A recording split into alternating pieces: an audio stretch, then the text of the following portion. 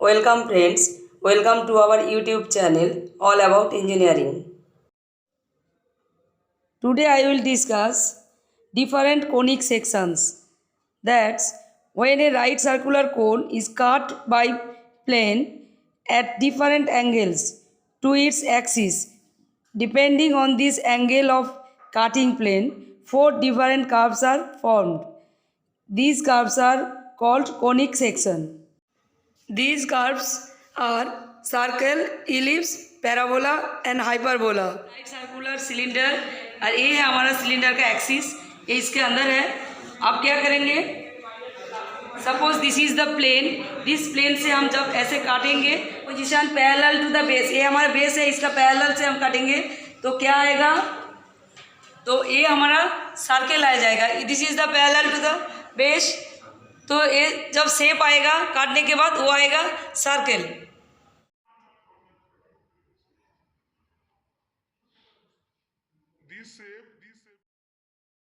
अब क्या है, जो प्लेन, ये प्लेन जब इंक्लाइन में रहेगा तो इंक्लाइन में कैसा रहेगा, ये इंक्लाइन में रहेगा तो इसका शेप आएगा ellipse.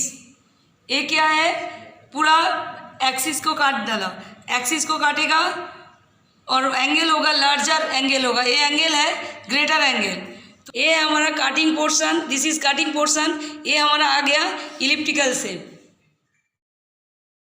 This is the cone. अभी क्या है, कटिंग प्लेन को हम ऐसे बैठाएंगे, तो ऐसे बैठाएंगे मतलब क्या है, एक्सिस के साथ स्मॉल एंगल करेगा तो कटिंग पोर्शन होगा पैराबोला. एक बात हम लोगों को ध्यान में रखना है, जो ये जो कटिंग प्लेन लाइन हमने दिखाया मॉडल पर, वो कटिंग प्लेन क्या है, ये जो एंगल है सपोज थीटा, ये बहुत छोटा एंगल की है, और क्या है, this is the line parallel to the slant height, तो इसलिए इसका नाम पैराबोलिक कर्व. और क्या होगा, ये बेस के साथ जो एंगल है सपोज 50 डिग्री पकड़ ली, तो ये भी है स्लैंट हाइट का जो एंगल है, ये भी 50 डिग्री है, तो दोनों एंगल सेम होगा. इसका जो कटिंग प्लेन का एंगल और इसका स्लैंट लाइन का जो एंगल, दोनों एंगल सेम होगा, पैरेलल होगा. That is called parabolic curve. Suppose this is cone है, तो उसको कटिंग प्लेन हमने ऐसा कटिंग प्लेन को रखा है, तो इसका जो कटिंग होगा तो क्या कर्व डेवलप होगा. दिस इज कटिंग पोर्शन है, तो this curve will be hyperbola. ये कर्व जो है ये हाइपरबोला.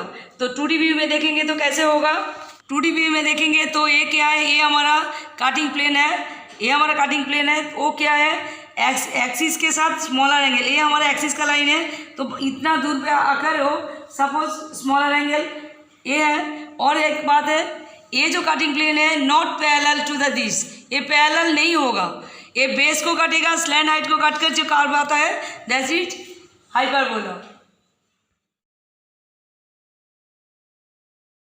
हम लोग इलिप्स ड्रॉ करेंगे. इलिप्स ड्रॉ करने के लिए वेरियस प्रोसीड्योर या वेरियस मेथड है.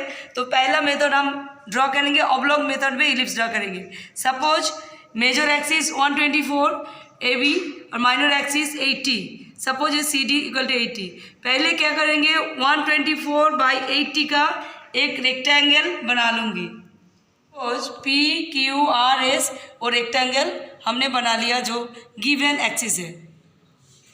अब क्या है, PQRS, ये जो रेक्टेंगल है इसका तो PQ का आधा पॉइंट C, RS का आधा पॉइंट D, जैसे CD आया, PR का आधा पॉइंट A और QS का आधा पॉइंट B, जैसे AB आया. AB is the major axis and CD is minor axis और क्रॉसिंग पॉइंट 0. अब क्या है, OA एंड AP दोनों को इक्वल 4 डिवीज़न करेंगे. OA, this is the OA, इसको इक्वल 4 डिवीज़न किए, 1 2 3 तक हमने मार्किंग की. और सेम वे AP, जैसा AP को 4 डिवीज़न है, ऐसा AP को हमने 4 डिवीज़न किया, इसका भी मार्किंग 1 2 3 तक रखेंगे. AP को जो डिवाइड किया उसका 1 2 3 पॉइंट तक किए, 1 को C के साथ, 2 C के साथ, 3 को C के साथ लाइन से ज्वाइन किए. इसके बाद यहाँ जो 1 2 3 है, यहाँ लेफ्ट साइड से 1 2 3 है, तो अभी D से 3 को जोड़ेंगे, D से 3 को जोड़ेंगे तो उसको बढ़ा देंगे तो 3 का लाइन के ऊपर आएगा। यहाँ ऊपर 3 था और ये 3 का लाइन जोड़ के यहाँ पर आया। Suppose this is P3। अब क्या है, D से 2 को जोड़ेंगे, 2 के लाइन के ऊपर हमारा क्रॉसिंग पॉइंट आएगा, ये आएगा हमारा P2। अभी D से 1 को जोड़ेंगे तो वो आ जाएगा P1। ऐसे करते P1, P2, P3 तीनों क्रॉसिंग पॉइंट हमको मिल गया। नेक्स्ट अभी क्या है, P1, P2, P3 है। P1 से परपेंडिकुलर लाइन सपोज X इस OA के ऊपर ड्रॉ करेंगे परपेंडिकुलर लाइन, उसको बढ़ा भी देंगे नीचे। इसके बाद X P1 का डिस्टेंस लेकर यहाँ कट करेंगे। फिर P2 से इसके ऊपर परपेंडिकुलर लाइन ड्रॉ करके उसको बढ़ा देंगे।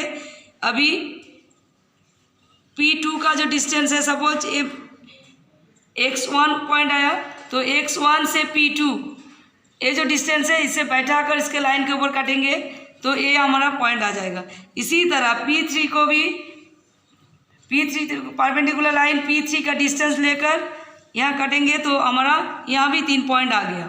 नेक्स्ट अभी इस साइड में लाइन लेना है तो यहाँ से हमको PQ का पहला लाइन ड्रॉ करना है, P2 से भी लाइन ड्रॉ करना है, P1 से भी लाइन ड्रॉ करना है। इसके बाद C का जो सेंटर लाइन है, C से P3 तक लेकर यहाँ बैठा देंगे, काट हो जाएगा।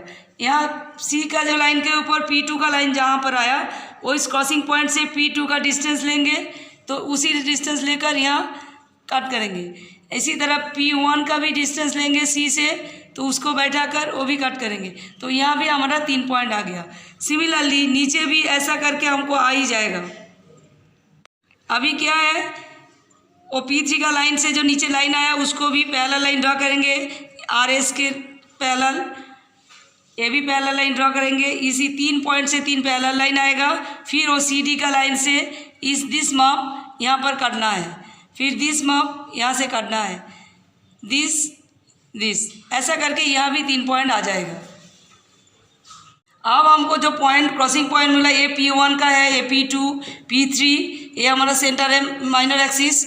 अभी यहाँ जो पॉइंट आया ये पॉइंट सभी पॉइंट को मार्क करना है थोड़ा सा हाईलाइट करने के बाद। इसके बाद हमको फ्रेंच कर्व से ये सब पॉइंट एक साथ जोड़ना है, मेजर एक्सिस से लेकर माइनर एक्सिस तक सबको जोड़ना होगा।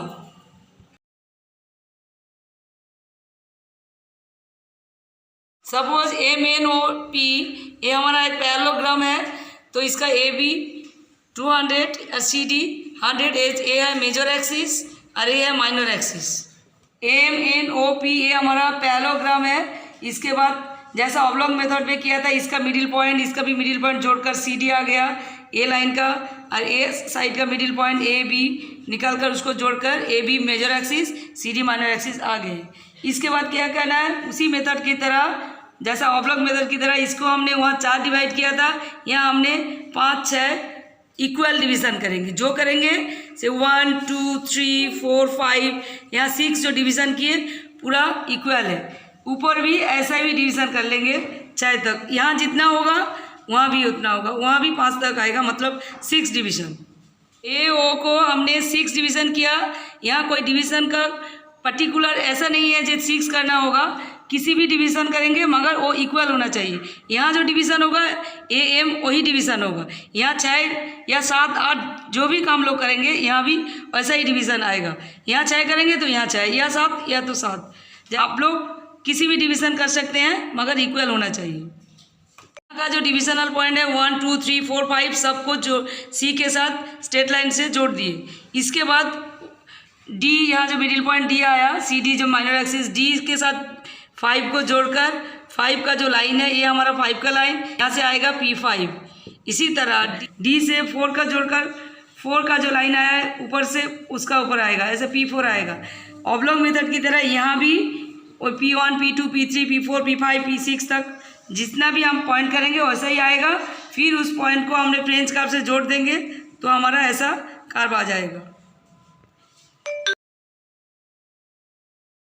अब इलिप्स क्या है, कॉन्सेंट्रिक सर्कल मेथड में भी इलिप्स हो सकता है। तो क्या है, ये हमारा मेजर एक्सिस 124, माइनर एक्सिस 80। तो AB एक सर्कल बना लिया मेजर एक्सिस का, इसका है 124 और सी डी डायमीटर का एक सर्कल है जिसका 80। 2 सर्कल पहले बना लेंगे। अब क्या है, वो दोनों सर्कल को भी हमने 12 इक्वल डिवीज़न करेंगे। हमारा पहला वीडियो में हमने बता दिए कैसे सर्कल को 12 इक्वल डिवीज़न होता है। तो ऐसा डिवीज़न कर लेंगे, 1 2 3 4 करके 12 तक मार्क करेंगे। उसके बाद 1 से, सपोज ये हमारा 1 और 7 का लाइन है, तो 1 से सी डी का पैरेलल लाइन ड्रॉ करेंगे और छोटा सर्कल का जो क्रॉसिंग पॉइंट है वहाँ से ए बी का पैरेलल ड्रॉ करेंगे, तो दोनों लाइन का एक क्रॉसिंग पॉइंट मिलेगा। इसी तरह 2 से भी सी डी का पैरेलल और छोटा सर्कल से ए बी का पैरेलल ड्रॉ करेंगे, वहाँ भी क्रॉसिंग पॉइंट मिलेगा। इसी तरह सभी पॉइंट से ऐसा क्रॉसिंग पॉइंट ड्रॉ करना है। उसके बाद सब क्रॉसिंग पॉइंट फ्रेंच कर्व से जोड़ देंगे मेजर और माइनस एक्सिस के साथ, तो हमारा इलिप्टिकल कर्व आ जाएगा। Next video, ellipse part 2, will be discuss about focus and directrix method of ellipse and arc of circle method of ellipse। दोनों हम वहाँ डिस्कस करेंगे। Thank you for watching my full video.